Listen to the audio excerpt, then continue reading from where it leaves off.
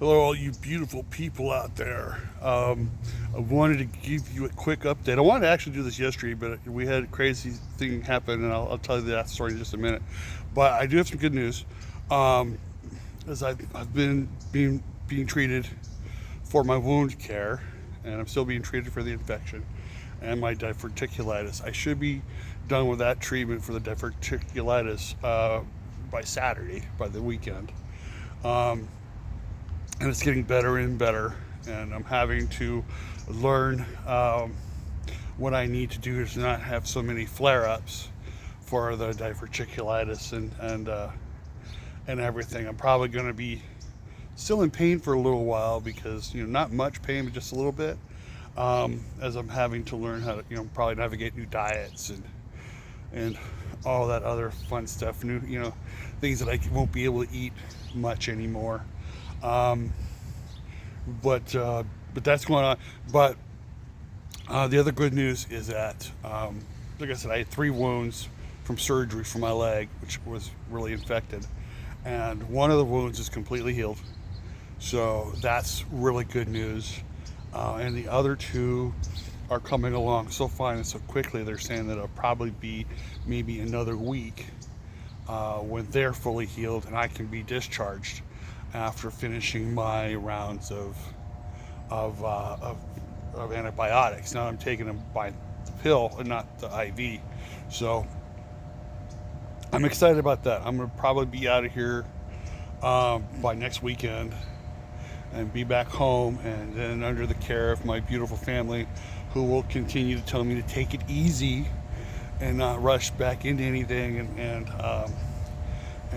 but you knowing me, I'm going to want to get back to work as soon as possible. The only thing is that again I have to learn how to do this. Uh, Being a grown man who's been you know has always been like on the move. I got to get stuff done. I got to do things, um, and not being told no. You can do that little by little, but you got to rest and you got to keep because we don't want you bouncing back, and that's the number one thing. So that's good news. That's the good news is that my wounds, surgical wounds, are almost completely healed, and that's according to the doctor that was here yesterday who looked at them and treated them, and the nurses are like just astounded at how fast I'm healing, and a lot of that has to do with the fact that I've made myself be active, be physically active. It's like now it's like after every meal, I rest for a little bit, and then I get up and I take a walk, and I do my physical therapy and sometimes my occupational therapy, and yeah, it's like I've been physically active as much as I can be for this, and it's been great. Um, and there, even a lot of the staff is very very surprised at all of the everything. Uh, so I'm very very excited to be moving on from here. It's been a long journey, starting all the way back with getting my new stent in my heart, and then and then it's just been a crazy crazy journey. So get to the story that I started with. Again, I wanted to let you guys know this yesterday, but during the night, as we were sleeping, at about 2:30 in the morning, there was this huge explosion, and the power went out. So we figured, okay, the transformer went out, and they're going to be fixing it. PG&E will be out here really quickly, and they'll fix it and they'll get it done. And come to find out, no, somebody ran into the power box here at the facility with their car and then was able to get away, which we're still astounded by. It's like, but we're not, because hopefully with all the whether the question is, was the car stolen? But I don't think so. I think the person that drove it was their car, but they ran right straight into the power box here, and the power was out for about 12 hours, and they're still having complications. They still can't get the internet to work here. The router is just not kicked on. So it's like all the TVs that are run by smart TVs and stuff aren't running like mine. But that it only gives me encouragement to get back out of my room and to get around and go to the activity center and read my book and take it easy, rather than just sitting in my bed and contemplating why I can't watch the Flintstones.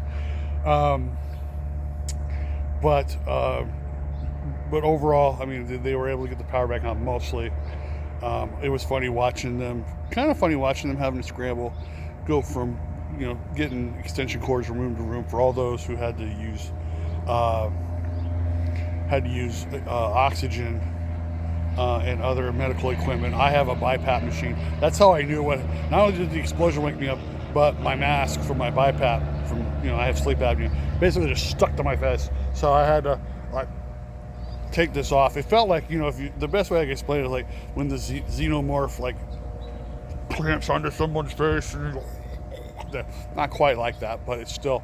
But I had to take it off, and then it took me a little while because I don't sleep well without my machine, so it took me a good 2 hours to get comfortable and get another couple hours of sleep. But yeah, it has been a journey here, and I'm looking forward to getting to the end of this journey.